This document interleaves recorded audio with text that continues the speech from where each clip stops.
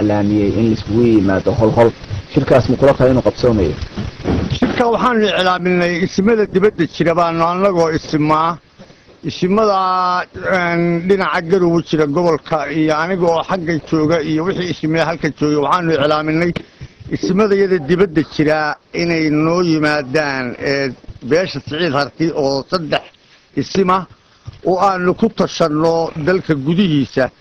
تبين نقرأ جامعة وحول إعلاميين هل لقدروا شركة وكقبته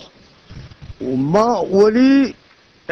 مو قبسوا من شركات وسرجيني نايلو قبسومه. واضحي سابق هاي بدنا دك قربها وحيامسين إن السماء كلا قيبسين صولي سناجي عين. أرنتاس إن السياسة بقى كلا قيبسين دقارة كلا قيبين كلا فماشة كلا فوقي بقى قيب. والله تاسو ما نقيب سمين حقيقتي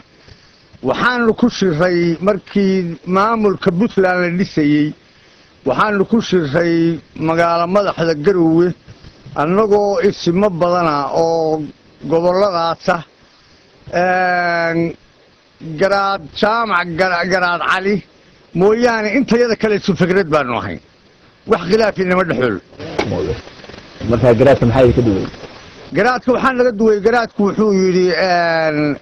aynu inagoo Saciid hartiya gooni isu taagno annana waxaanu leeyahay inaga oo maamul leh oo dhisanayna oo ahdi qarameel leh oo dawlad ah aan ayaynan ka bixin baanu niri halkeena aan ku adkaysano meel hadii lagu qubeysto waa lagu qalajistaa inta baan ku kala duwanayna wax fikrado kale ma ay jirin waan ku kala duwanaay isaga wuxuu yiri Saciid hadda goonaha isu taago intaas baan ku kala duwanay waa gartaa di fikradiisa loo raaco maxaa dhacay wallahi waa arin igu adag kulli xaqayga aniga waa igu adag tahay khilaaf waxa maanta Soomaaliya halka dhigay waa khilaaf iyo googo waad ogtahay wariye in maanta Soomaali meesha in yariba ku xiran tahay marka intii isu tagtaba hadii la sii kala qaado de wax suuroobaya ma jiraan annana Soomaali weyn baaban isla doonaynaa deynay isu timaado sideedii noqoto marka aad iyo aad bay ila adag tahay aniga wixii la fikradaba hadii uu garaadku isagu dhib tirsanayay oo uu tirsanayay in la maqli waayay dadkiisii lagu laayay baroono ay dawladdu lahayd Puntland maamulkii isugu soo dhisay ama dadkii uu yiri xildhibaan ay magacaaba laga diiday waxa uu yaala Soomaaliya inuu maamulka sameeyo wallahi taasu ma ay dhicin horta wax baroomo lagu laayay dadkiisa shacabkiisa waa taqaan Soomaali reer baadiye leedahay reer baadiyaha isdilka reer baadiyaha mooyaane wax barooro wax lagu dilay ma jiraan taasu waa yaana dadka dibadda waxaan u sheegayaa waa ka dhacdaa meel kasta markay in reer baadiye istisho gobolkan cayn bay ka dhacday oo leeyahay waxa lagu laayay hub culus baa lagu laayay war waxba kama jiraan wada meelood midna waxba laga layn tan kale ee laga diidayna way dhacday in isma badan oo aniguba aan ka mid ahay in la yidhi oo 42 bagaadh 42 isim iyo calo raggay wadeen ragaan ahayn meeshii la geeyey dee taasuna dadku ugala mid ahaa garaadka waa garaad fiican oo mutacalima oo soo jireena aad iyo aad dhaqaali u ah inse au dadka la tashado aad iyo aad bay ugu quman tahay wax laga diidayna ma jiraan haddii wax la diidayna 42 isim buu wax la qabay waa gartay aad maasatay garaad beesha adigu aad ka soo jeedo waxa lagu amaanaa in aad u keentay oo aad wasiirka hadda ay leeyihiin kalluumaysiga kheyraadka badda adigu aad ka dhaadhaysay arrintan waxbaa ka jira waa ninkaas waa wasiir haddaad meel joogto qof waad la maaragtay marka boosku idiin bannaan yahay wani qof uun waad la doonaysaa waad odhanaysaa kanaa maanta muhiima ee hanaloo geeyo way jirtay inaan dadkii la jeclaa inaan ka mid ahay waana nin aad iyo aad qaali u ah oo xilkiisa ka soo baxaya oo mutacalima oo u qalma booska sidaasay ahayd taasuna waa gartay marka sida adigu aad u jeceshahay in saasoo kale qof meel loo geeyo miyuusan garaadkuna isagu saa u jeclayn oo laga diiday waxa weeye waxaan kuu hormariyey amba markaa mid baan la jeclaa kursiga mooye mid kalaan markaa la jeclaa kuwa badanoo isaga lamidii kuwa kaley la jeclaayeen intaasu wax nin mas-uulihi ka booda maaha ama dalkiisa ku jarjaro aniga inama muuqato inuu ku jarjaro intaasoo kale waa wax wada hadal qura ku siban waa kii garaad aad baad maasatay sad ogtahay haddii lagaa casuumo hadda waad aragto lasacanood magaaladii waxaa haysta maamul kale ayaa haysta maamulkaa kale qaar waxay isku dayaan in ay ururo u samaysteen inay xoog kaga saaraan adigu maxaad jeceshay inaad kaga saarto magaalada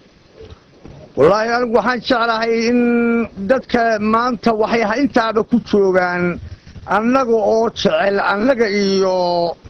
beesha puntland ay jecel yihiin inaan dhiig daadan baanu jecellahay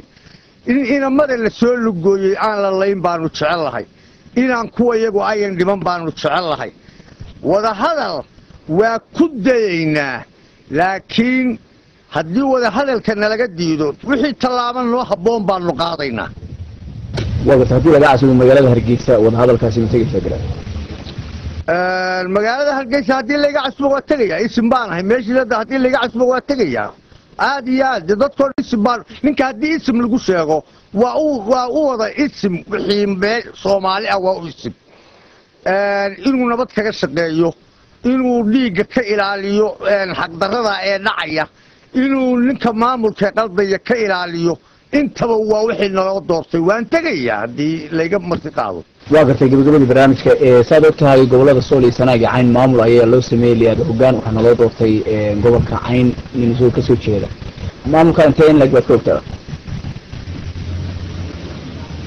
sool iyo